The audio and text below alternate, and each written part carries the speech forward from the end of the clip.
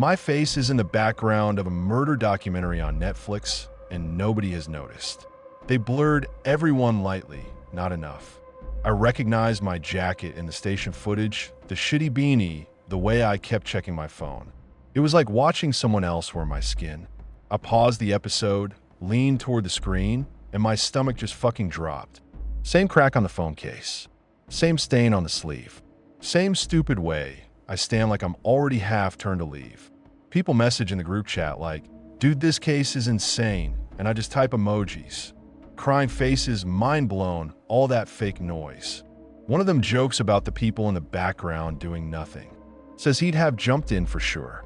I stare at that message for a long time. I start to type, "Stop," lock my phone, unlock it again. In the end, I just send a laughing emoji and throw the phone on the couch like it burned me. He begged right in front of me. That's what sticks. Not even the blood first. The begging. Two guys pinned him against the vending machine, fists hammering, one of them screaming about snitch. The word snapped through the air and hit me harder than any punch. I just violated my probation that weekend. Drank, crossed county lines, all the shit I'd sworn I wouldn't do again. The second I heard snitch, I saw cops in my head, saw my PO, saw my mom sitting in court again, not saying anything, just shrinking. My body locked. I didn't step in. I didn't shout. I just froze there with my hands in my pockets like some extra in their scene. The guy looked around, wild, trying to hook on someone, anyone. Then he saw me. He focused straight on me, like everything else blurred out. Blood spilled from his nose, kept dripping onto the tiles in these fast little taps. He knew I saw. His foot scraped toward me, like I was safe ground, and if he could just reach me, it'd stop. And I stepped back. That's the part one can't excuse. I didn't know what to do. I knew. I stepped back so he couldn't reach. One full step, heel first, then toe, like I was avoiding a mess on the floor, not a person trying to live. My brain fired off excuses at machine gun speed. You get involved, they drag your record up. You get involved, you're stuck with cops all night. You get involved, you violate, you're done. I let that shit talk louder than someone begging for help. The hits got harder.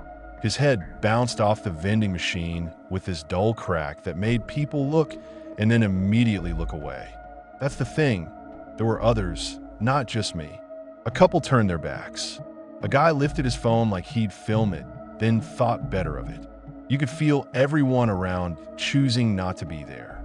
Every second I told myself they'll stop. It's just a beating, he'll walk away. I clung to that because it meant I could stay a coward. The train came. Wind and noise rushed through the tunnel and washed everything in that bright fake light they have down there.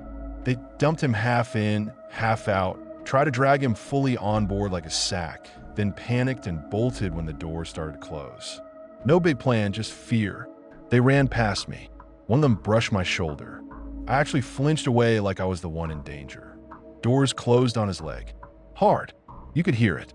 People screamed for real this time, not just background noise. Someone slammed the emergency button. Someone cried out for staff. I didn't. I slid into the next carriage like a fucking ghost. Hood up, eyes down. I grabbed the rail, noticed my hand shaking so badly I had to grip it with the other.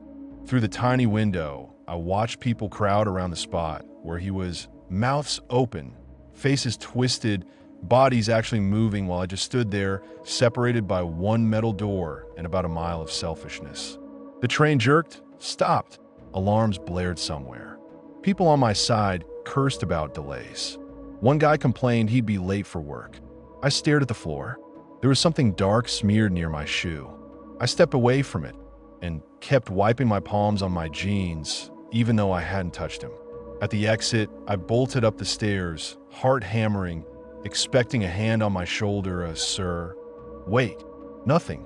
No one stopped me. The world outside kept moving like nothing had happened under it. That night, I scrubbed my hands in the sink until the skin went red. I checked the news every hour, telling myself I just want to know if he was okay. But what I really wanted was a headline that said, "Man survives," so I could staple it over my guilt. Instead, the next day, "Man dies after assault at station." Same place, same time. I read the article 3 times, picking apart every sentence for a mention of an unnamed bystander who did nothing. They didn't mention us at all. Somehow that felt worse. I told myself the cameras had probably missed me, that I'd been behind a pillar, out of frame, just another blur. I clung to that for months. Anytime a memory started to climb up my throat, I shoved it down with that.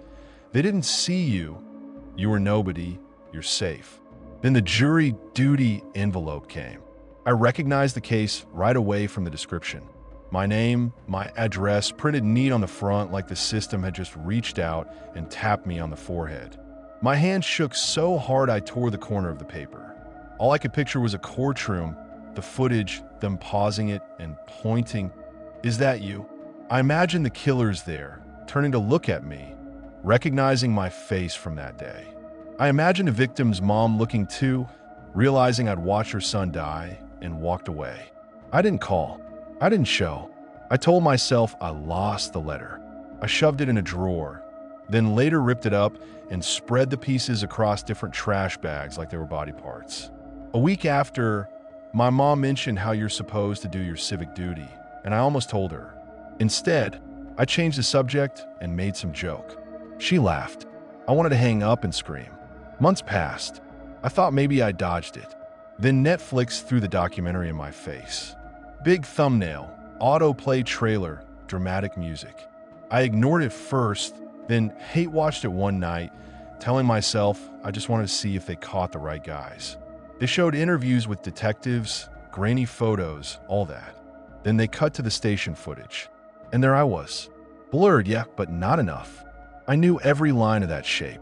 The beanie, the jacket, the way I sat there and did nothing while the timeline of someone's life ended 10 feet away. Seeing it from outside made it worse. There was no panic filter, no shock haze, just cold evidence. You could literally watch the moment I noticed the fight, watch my head lift, watch my body go still. They zoomed in on the attack, not on me, but I'm there. Background trash. Proof. People message in the chat again when the episode drops. They ran about the killers, about spineless bystanders, about how they would have helped. One of them sends a screenshot and circles the crowd by the vending machine. Writes, imagine being these people and not doing jack shit. I stare at that image of myself, circled like a joke, and my chest feels like someone's sitting on it. I type out, I was there, then delete it. Type, you don't know what you do. Delete that too. I end up sending a thumbs up. That's it. His mom spoke in the documentary. She keeps saying, someone must have seen something. Yeah, someone did.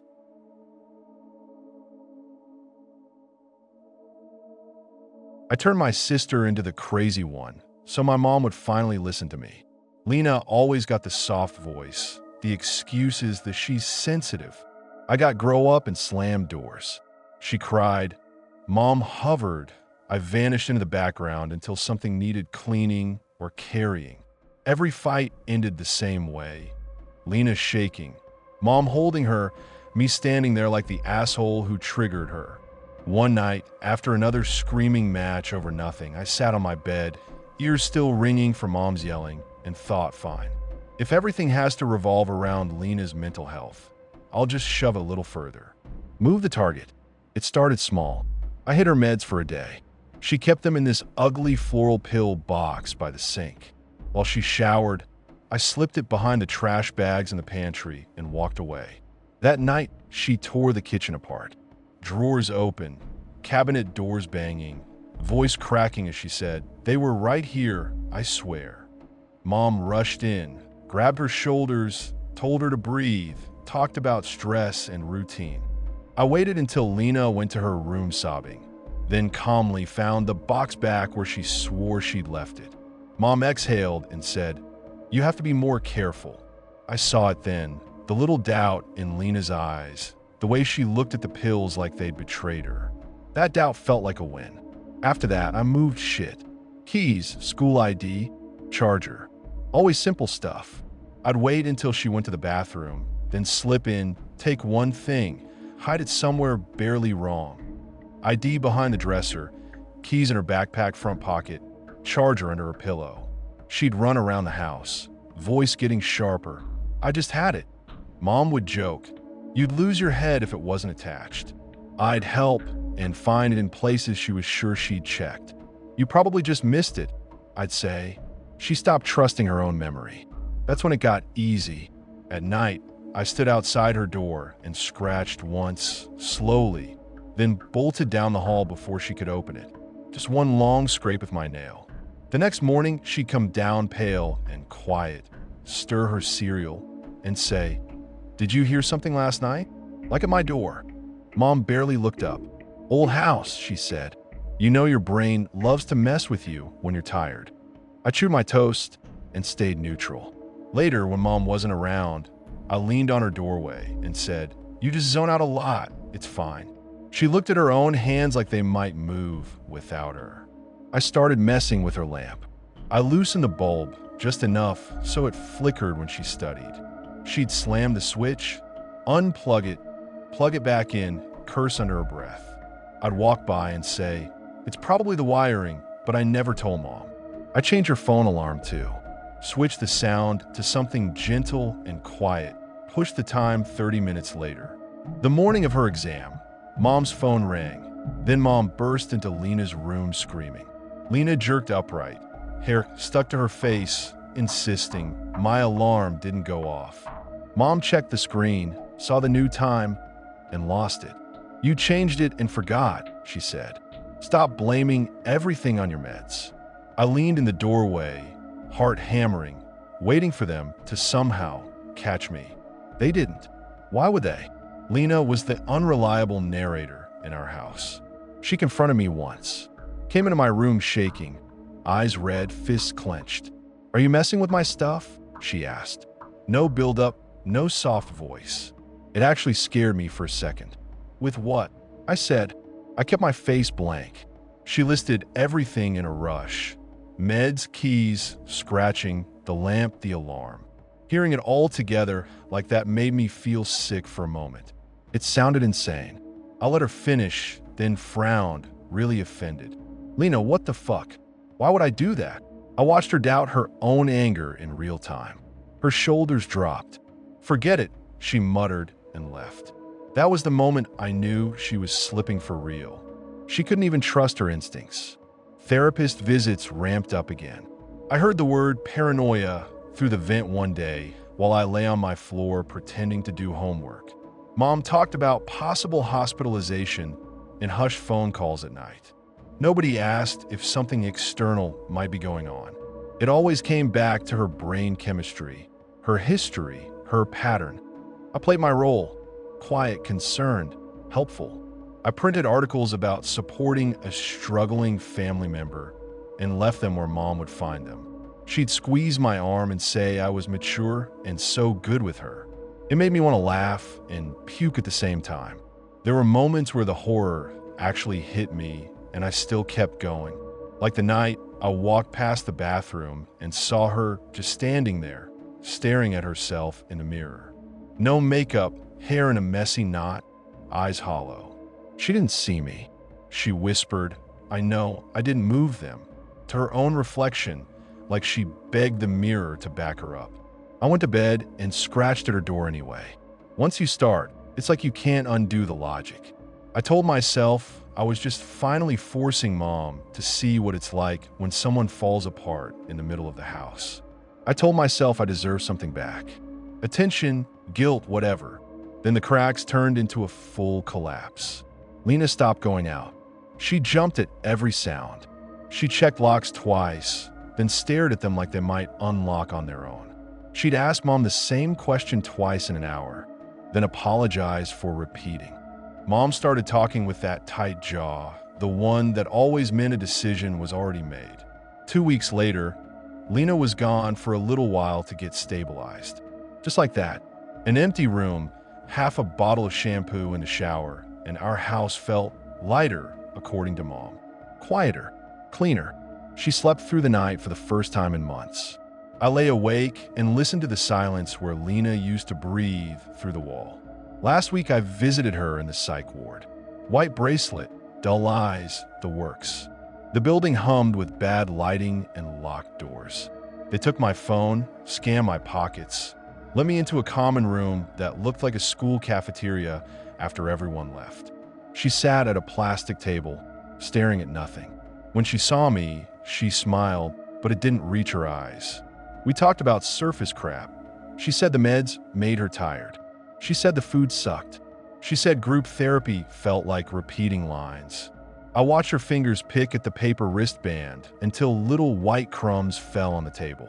Right before visiting hours ended, she went quiet. Her eyes shifted, like she wanted to say something and didn't trust herself. Then she asked if I ever hear scratching at night too. Just that. Simple, flat, like a test. My chest locked up. For a second, I almost said yes. I almost told her everything right there under the buzzing lights. But the nurse stood by the door, Mom's voice sat in my head, calling Lena fragile. And I heard myself say, no, one word. Fast, easy, practiced. Her face changed. Not big, not dramatic. Just closed, like a door. On the way out, Mom gripped my hand and kept thanking me for coming, for being so strong, for holding it together while your sister can't. In the parking lot, under those harsh yellow lights that make everyone look half dead, she pulled me into a hug and said, "Thank God you're the stable one." I hugged back and felt her nails bite my shoulder like I deserved.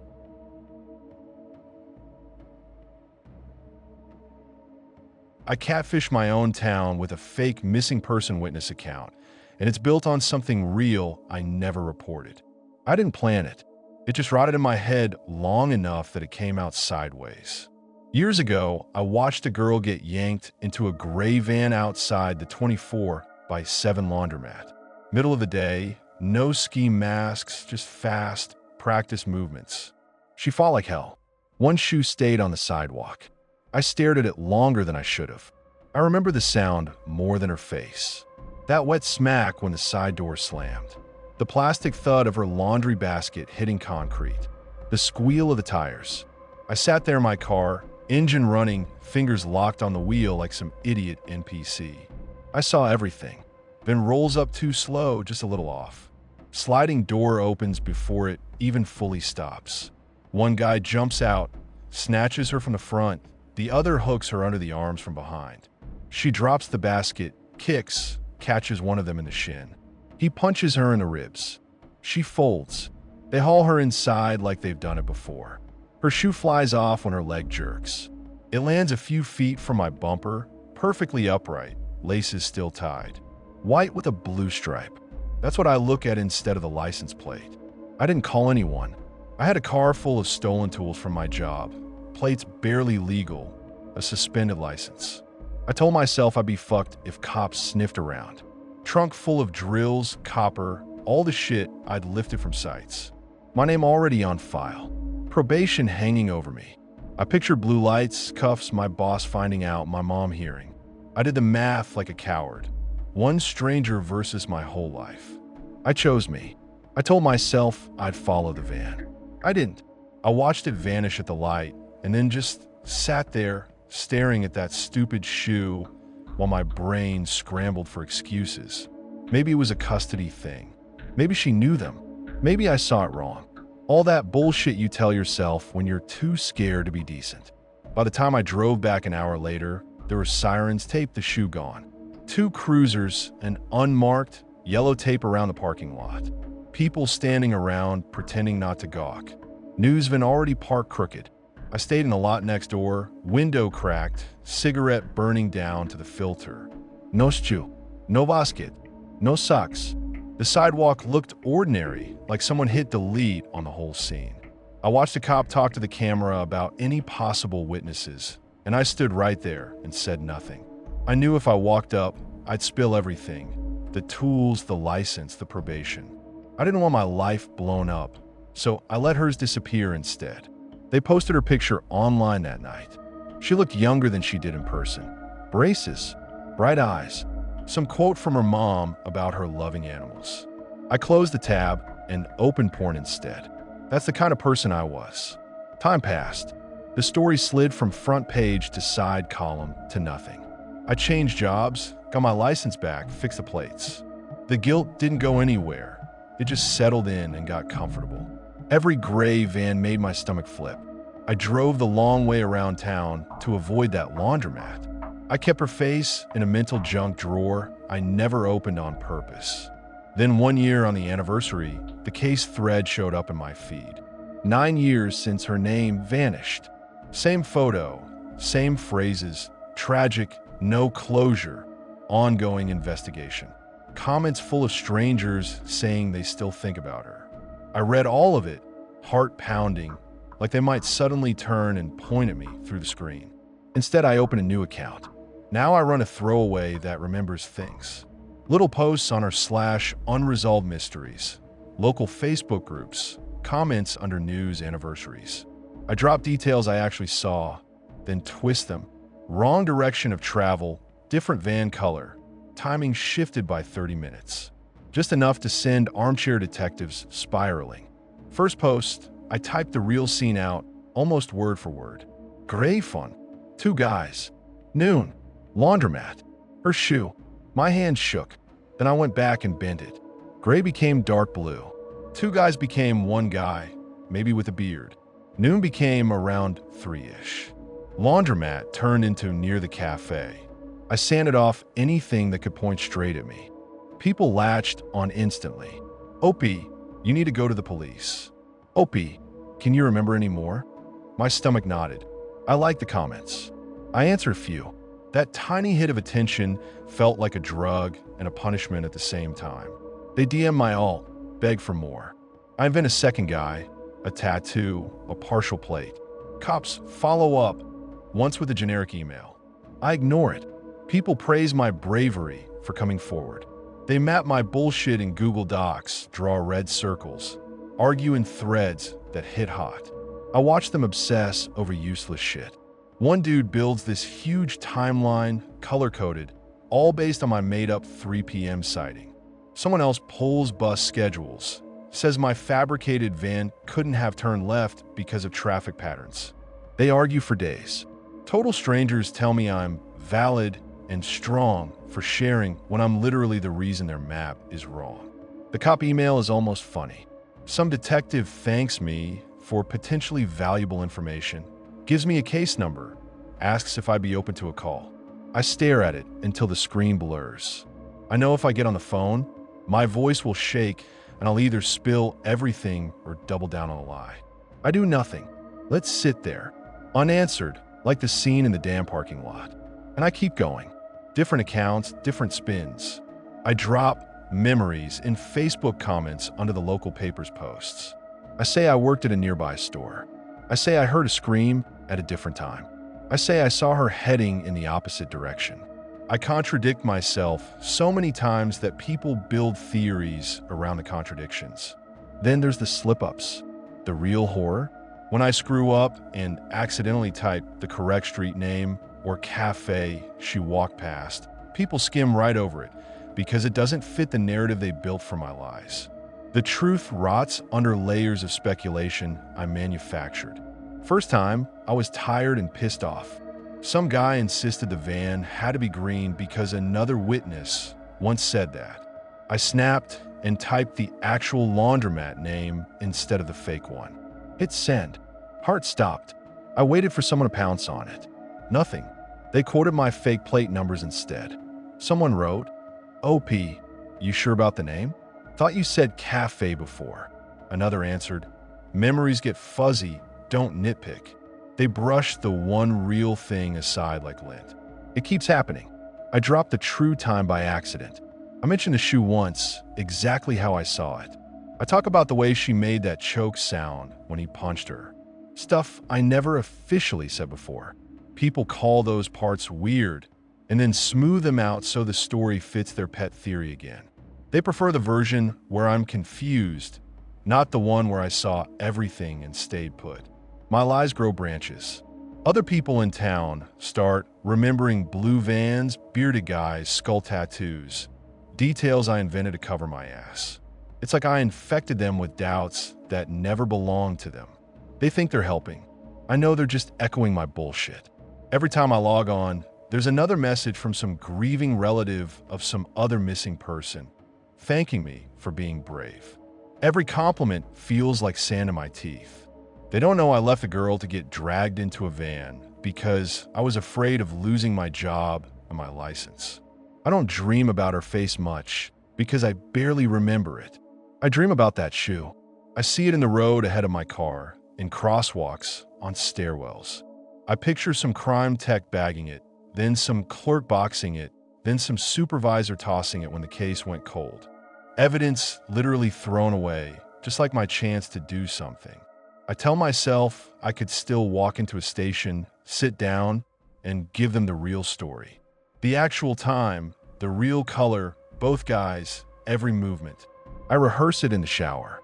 I never go, because the first question will be, why didn't you come forward then? And I don't have an answer that doesn't make me sound like a monster. So I keep typing instead. I layer lies over the truth until even I get twisted up. I watch people chase ghosts I made.